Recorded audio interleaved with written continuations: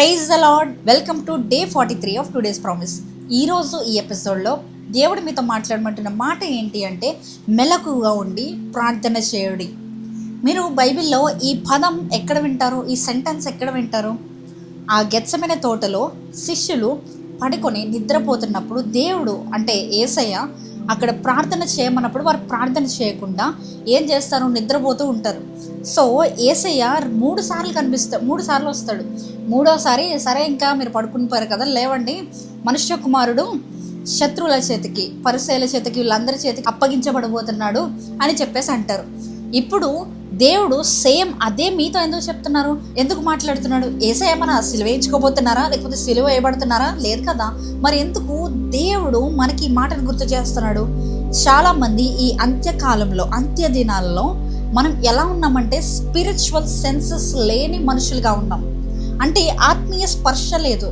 పరిశుద్ధాత్ముడు వచ్చి తాకుదల తాకిచ్చినా ఎవరు పట్టనట్టు, అంటే లైక్ వాళ్ళకి ఇంత ఇంచు కూడా ఏమి తెలియనట్టు ఉన్నారు. వారు బ్రతుకుతున్నారే కానీ ఆత్మలో చనిపోయిన వారి వల్లే ఉన్నారు. ఇదే దేవుడు మనతో మాట్లాడుతున్నాడు. ఒకసారి మనల్ని మనం పరిశీలించుకుందాం. మనం ఆత్మీయంగా బ్రతికి ఉన్నామా, చనిపోయి ఉన్నామా? ఇది చనిపోయిందామా, బ్రతికున్నామా అని ఎలా తెలుస్తుంది అంటారా? దేవుడి మీద ఇంట్రెస్ట్ పోతుంది. Yes, simple like that. దేవుడి మీద ఇంట్రెస్ట్ ఉండదు. బైబిల్ చదువురా అంటే చదువుదాంలే, ఎప్పుడు ఉండే బైబిలేగా, తెలిసిన స్టోరీలుగా. అసలు బైబిల్ అంటేనే నాకు ఎప్పుడో తెలుసు. యేసయ్య పుట్టాడు, చనిపోయాడు, లేచాడు, పరలోకానికి వెళ్ళాడు, ప్రకటన గ్రంథంలో యేసయ్య రాబోతుంది ఉంది, అయిపోయింది, ఇదే బైబిల్ అనుకుంటారు చాలామంది.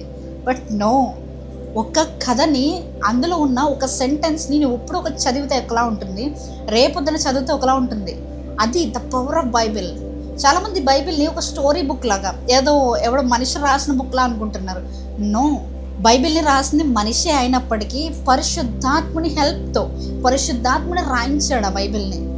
దేవుడు రాసిన ప్రేమ లేకండి అది. ఆయన మీద ఉన్న ఇంట్రెస్ట్ అంతా పోతుంది. First thing. సెకండ్ థింగ్ ఏంటి అంటే, చర్చ్కి వెళ్ళమంటే వెళ్ళం. ఏం వెళ్తాం చర్చ్కి? ప్రతి సాటర్డే, ప్రతి సండే చర్చ్కి వెళ్ళాలా? లేదు అనుకుంటాం. చర్చ్ పక్కన పెట్టేసి మన ఓన్ పనులు చేసుకుంటూ ఉంటాం. లేదు అంటే లాస్ట్ బట్ నాట్ లీస్ట్ దేవుడిని మనం తృణీకరిస్తూ ఉంటాం. దేవుడు ఉన్నాడులే, నాకు సహాయం చేస్తాడులే, ఇది అది అని. చాలామంది దేవుని పట్ల ఒక గిఫ్ట్ సీకర్గా ఉంటున్నారు. అంటే ఆశీర్వాదాలు కావాలి అని అడుక్కునే వాళ్ళగా ఉంటున్నారు. కానీ దేవుడు మనల్ని ఇష్టపడే మనుషులుగా ఉండాలని ఆశపడట్లేదు ఎవరు కూడా. ఇప్పుడు ప్రజెంట్ ఉన్న టాపిక్ ఏంటంటే ఆత్మీయ స్పర్శ కాబట్టి, సో ఒక్కసారి మిమ్మల్ని మీరు పరీక్షించుకోండి. మీరు ఆత్మీయ స్పర్శ కలిగి ఉన్నారా, లేకపోతే ఆత్మలో చనిపోయి ఉన్నారా? ఒకవేళ చనిపోయి ఉంటే కనుక ఇప్పుడే దేవుడు తెలియజేయమంటున్న మాట, యెహెజ్కేలు, ఈ ఎండిన ఎముకలు మళ్ళీ తిరిగి బతుకుతాయా, జీవం పొందుతుందా? ఇఫ్ ఎస్, మీ ఆన్సర్ ఎస్ అయితే కామెంట్ సెక్షన్లో కామెంట్ చేయండి. మిమ్మల్ని ఆయన తిరిగి మరలా బ్రతికించగలడు. ఎండిపోయిన ఎముకల్లో తిరిగి మరలా జీవాన్ని ఆయన ఇవ్వగలడు. So thank you so much for watching. Praise the lord.